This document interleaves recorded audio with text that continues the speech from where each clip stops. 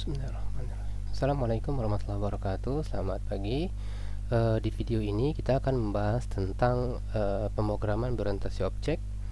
Di sini pemrograman berorientasi objek atau biasa disingkat dengan OOP, Object Oriented Programming. Ini merupakan teknik di mana pada saat kita membuat program, kita akan fokus pada objeknya, ya, bukan pada prosedur yang ada di aplikasinya. Contohnya misalnya di gambar ini ada objek A, ada objek B, kemudian ada objek C, di mana masing-masing objek ini nanti akan berkomunikasi melalui function yang ada di masing-masing objek.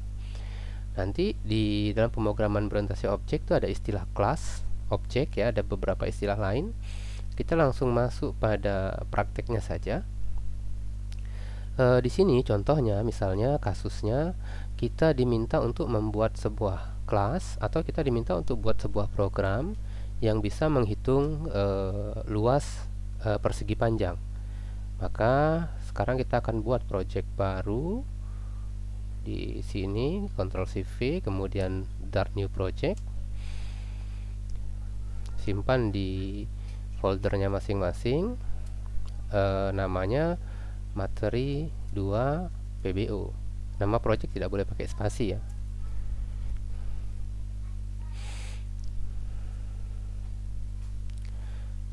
Oke, kita tunggu. Nah, di sini ini disebut dengan istilah kelas diagram, ya. Kelas diagram ini menggambarkan bagaimana kerangka dari kode kita. Jadi ini nanti bisa diterjemahkan menjadi kode program.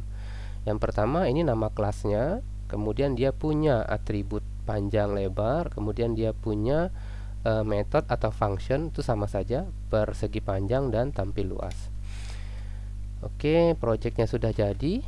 Ini kita hapus dulu semua kodenya. Kemudian saya akan buat file baru di folder bin ini, namanya new file. Oke, saya pilih new file, kemudian kita buat persegi underscore panjang titik dart seperti ini. Oke, persegi panjang titik dart. Ini standar penamaan di Dart, ya. Kalau di Dart tuh nama file tuh snake case, ya, dipisahkan dengan underscore, huruf kecil semua. Oke, kita akan buat kelas. Kelasnya adalah persegi panjang. Nah, ini juga sama nih.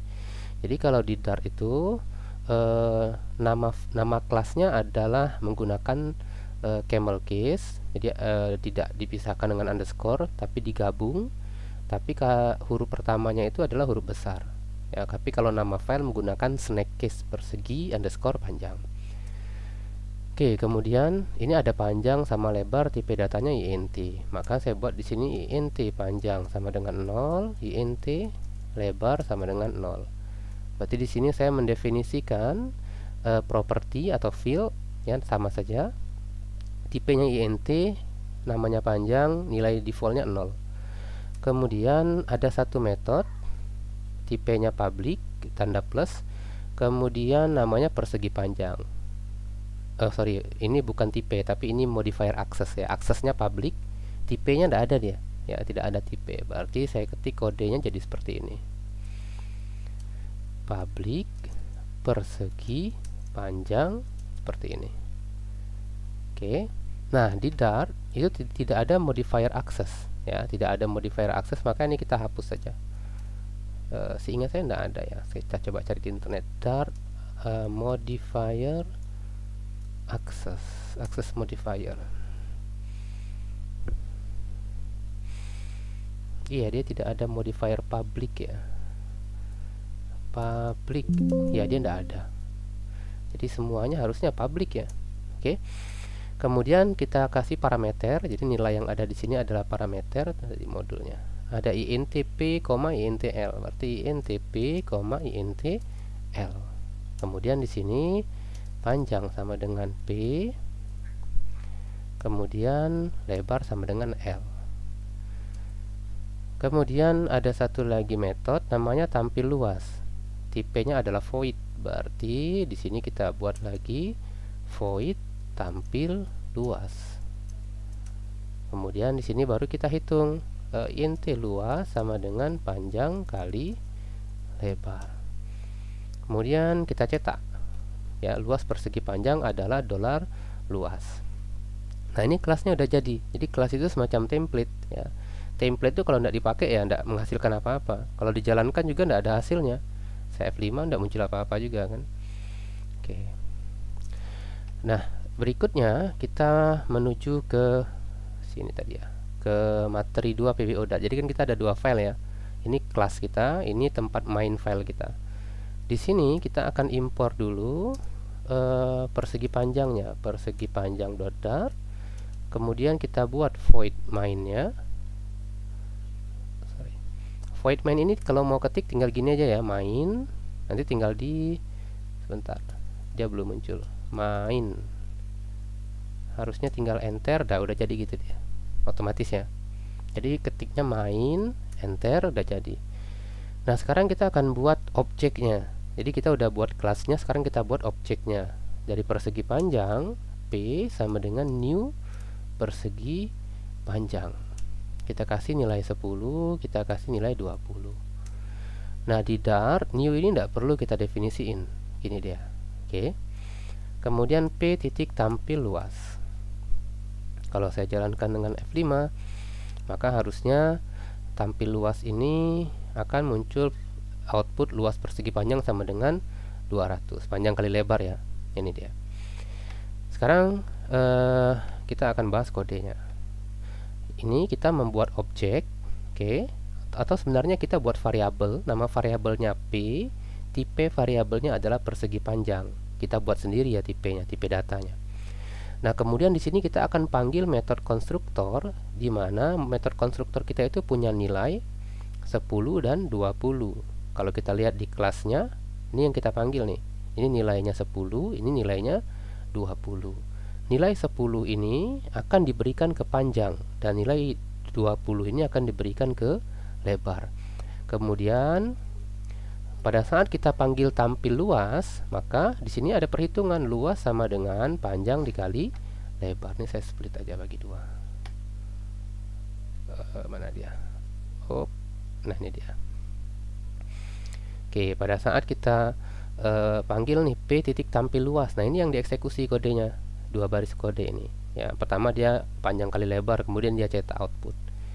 Nah, ini yang disebut dengan kelas dan objek. Jadi ini kelasnya, ini objeknya.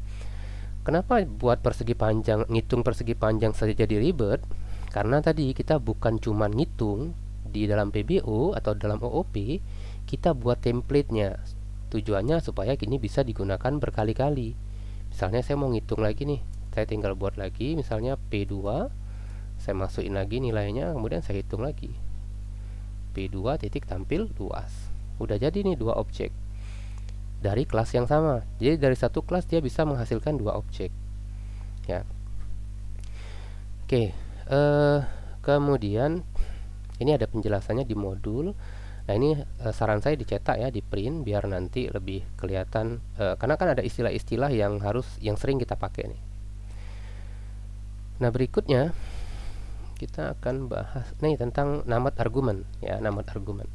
Jadi dalam pemrograman berorientasi objek atau di Dart itu kebiasaan programmer, nilai ini disebut dengan istilah parameter atau argumen. Itu sama saja sebenarnya ya. Nah, argumen ini ada dua cara buatnya. Yang pertama seperti yang kita lakukan nih, intp, intl ya. Kalau saya isi di sini misalnya 20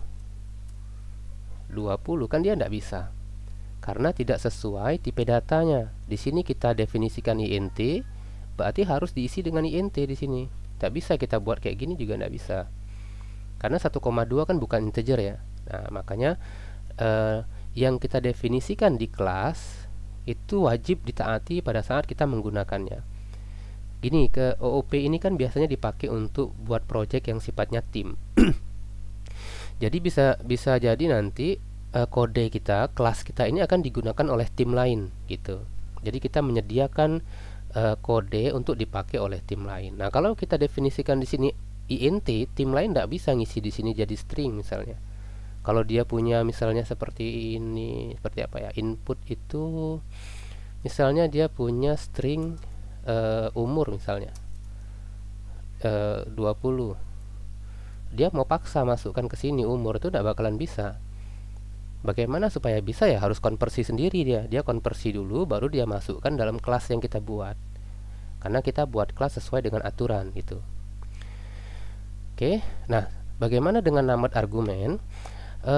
Parameter atau argumen ini kalau terlalu panjang ya, maka ini akan membuat kelas kita akan membuat pengguna kelas kebingungan. Misalnya kalau ini kebetulan cuma panjang lebar ya. Kalau misalnya kita buat kelas mahasiswa misalnya, atau kelas simpan data misalnya. Kelas simpan data tuh nanti ada nama, NIM, NIDN dan sebagainya. Ini waktu ngisi nanti bingung nih urutannya yang mana nih, nama dulu kah atau NIM dulu kah? Kayak gini saja sekarang nih, panjang dulu atau lebar dulu. Jadi pengguna kelasnya jadi bingung gitu. Nah, bagaimana caranya supaya tidak bingung? Maka kita bisa menggunakan yang namanya named argumen. Saya akan contohkan. Jadi ini saya hapus. Kita akan buat persegi panjang. Kemudian seperti ini dia. Nah, dia tidak perlu ada body lagi nih. Buka kurawal, require this panjang, require this lebar. Cara pakainya berbeda tapi ya, cara pakainya tidak bisa seperti ini. Saya tinggal panggil persegi panjang, saya enter, nanti otomatis ada nilainya nih. Ada tipenya. Panjang 10, lebar 20. Oke. Nah, dengan cara seperti ini, kurung. Oke, dengan cara seperti ini, maka jelas nih, 10 ini akan diisi ke nilai panjang, 20 ini akan diisi ke nilai lebar. Ya, kalau tadi kan langsung aja nih, buka kurung 10,20, itu tidak jelas yang mana yang panjang, yang mana yang lebar. Nah, jadi lebih disarankan sebenarnya menggunakan metode seperti ini. Metode ini namanya konstruktor. Ya, metode ini namanya konstruktor. Konstruktor itu adalah metode yang namanya sama dengan nama kelas. Ini namanya sama dengan nama kelas. Dia tidak punya void dan tidak punya return. Nah, dia nggak ada nih. Kalau ini kan ada voidnya. Nah, dia nggak ada voidnya di sini. Nah, ini disebut dengan konstruktor. Guna dari konstruktor adalah supaya kita bisa memberikan nilai, ya, kita bisa memberikan nilai kepada kelas pada saat objek dibuat. Jadi P sama dengan kita panggil konstruktornya, langsung kita kasih nilainya. Seperti itu. Oke, kita cek lagi. Ini ada latihannya ada penjualan. Oke, ini nanti bisa diselesaikan sendiri ya. Untuk menyelesaikannya tuh buat dulu kelas diagramnya ya, buat kelas diagram dulu. Nah, metode itu ada dua. Ada metode yang mengembalikan nilai, ada yang tidak. Contohnya kayak void. Void ini dia tidak kembalikan nilai.